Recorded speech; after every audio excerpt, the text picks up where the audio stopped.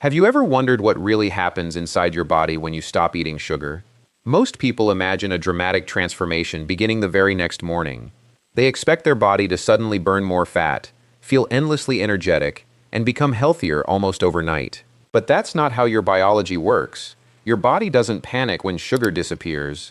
Instead, it begins a slow, remarkably intelligent process of adaptation. Every organ, every hormone, and every cell starts responding to a completely different environment, and those changes unfold day by day. Today we're going to walk through exactly what happens inside your body when you stop eating added sugar, following the biological timeline from the very first day to the months that follow. Day 1. The first thing to understand is that your body is not asking for sugar itself.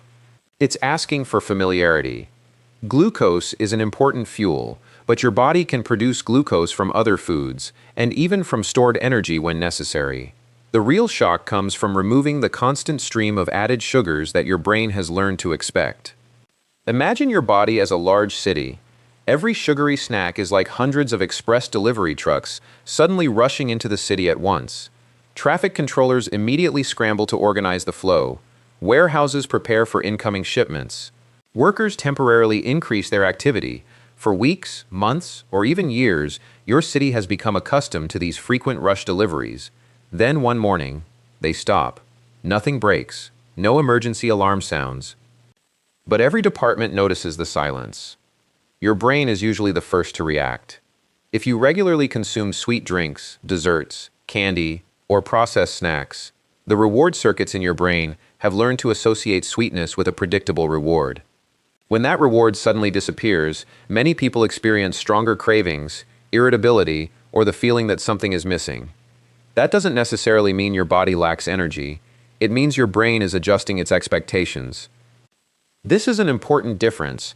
Many people interpret these early cravings as proof that their body needs sugar. Biologically, that's not what's happening. Your body is learning a new routine. And like every habit, the first day is usually the hardest, because the old pattern is still stronger than the new one. Days 2 and 3. Now something fascinating begins to happen. Your taste receptors are not permanent. They're constantly adapting to whatever environment you expose them to. If you've been eating highly sweetened foods every day, your perception of sweetness slowly shifts upward. Foods that once tasted naturally sweet begin feeling ordinary. Fruit seems less exciting. Plain yogurt tastes sour. Even vegetables may feel almost flavorless. But when added sugar disappears, those receptors gradually recalibrate. It's similar to walking into a brightly lit room after spending hours in darkness. At first, everything feels overwhelming. Eventually, your eyes adjust. Your taste system works in much the same way. During these first few days, some people notice fruit beginning to taste sweeter. Others realize they no longer need as much sugar in coffee.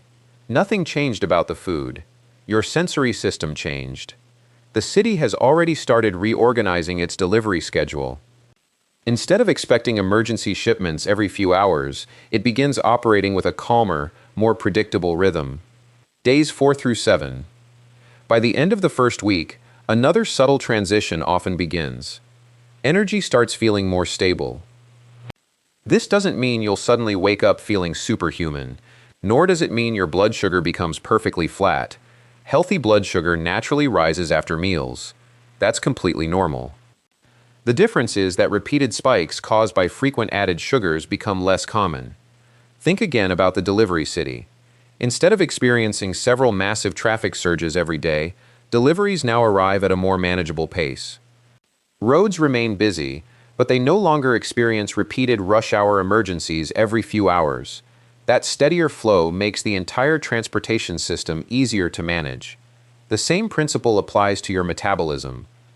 Instead of constantly responding to rapid changes in incoming sugar, your body begins relying more heavily on the balanced release of energy from complete meals containing protein, healthy fats, fiber, and complex carbohydrates. The result isn't explosive energy. It's something much more valuable: predictability. Your body loves predictable environments, because predictable environments are easier to regulate. Week 2. Now let's move somewhere most people never think about: your mouth. Every time sugar remains on your teeth, certain bacteria gain another opportunity to produce acids. Those acids slowly weaken tooth enamel over time. When added sugars become less frequent, those bacteria simply receive fewer feeding opportunities. Notice something important. The bacteria don't disappear overnight. Your mouth doesn't magically become perfect. But every meal without frequent added sugar gives your teeth more recovery time before the next acid attack begins. It's a small biological change, repeated hundreds of times every year. That's how long-term health usually works. Not through dramatic moments, through quiet repetition. The same principle applies throughout the body. Biology rarely changes because of one decision. It changes because of thousands of similar decisions. Weeks 3 and 4. Now your brain begins rewarding completely different experiences. One of the biggest surprises people report after reducing added sugar is this. Foods they once loved become almost too sweet. A dessert that once seemed perfectly normal suddenly feels overwhelming. Again, nothing happened to the dessert. Your sensory threshold changed. Remember the city analogy. Originally, your city expected enormous delivery trucks every few hours. After several weeks of calmer operations, sending hundreds of trucks all at once suddenly feels unnecessary. The system has adapted. Your taste system does exactly the same thing. Fruit often becomes more enjoyable. Dark chocolate tastes richer. Natural flavors become easier to detect. Your brain begins finding satisfaction from foods that previously felt boring. This is adaptation in action. Not restriction. Not willpower. Adaptation. Month 2. Now the conversation becomes much bigger than sugar itself, because removing added sugar isn't automatically healthy. This is one of the biggest myths on the internet. Some people stop eating candy, then replace it with highly processed foods that contain similar amounts of calories. Others remove sugar, but increase saturated fats far beyond their needs. Some simply eat larger portions of everything else. The result? Very little changes. That's because your body doesn't judge one ingredient. It responds to overall dietary patterns. This is exactly why major public health organizations recommend reducing free sugars rather than eliminating every source of carbohydrate. Whole fruits naturally contain sugars. Milk naturally contains sugars. Many nutritious foods contain carbohydrates. Those foods also deliver vitamins, minerals, water, fiber, and countless other compounds working together. Your biology recognizes the entire package, not just one nutrient. That's a critical distinction. Month 3 and beyond. Now the city's new operating system has become normal. Emergency delivery schedules have disappeared. Traffic controllers no longer prepare for constant sugar surges. Your taste preferences have shifted. Your eating habits often become easier to maintain because healthier foods no longer feel like a compromise. This is where many people mistakenly look for one dramatic transformation. But biology rarely works like that. Instead, dozens of tiny adaptations quietly accumulate. One small change supports another.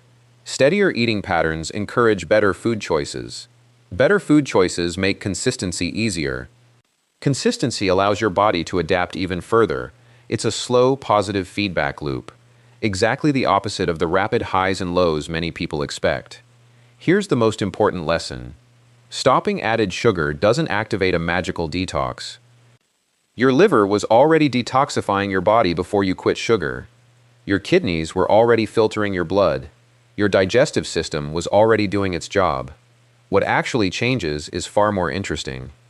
Your body gradually stops adapting to an environment filled with frequent added sugars and begins adapting to a steadier nutritional pattern instead.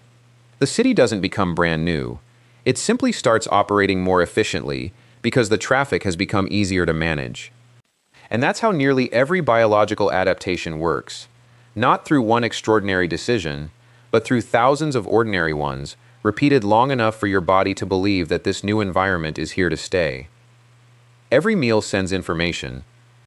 Every snack teaches your biology what tomorrow is likely to look like.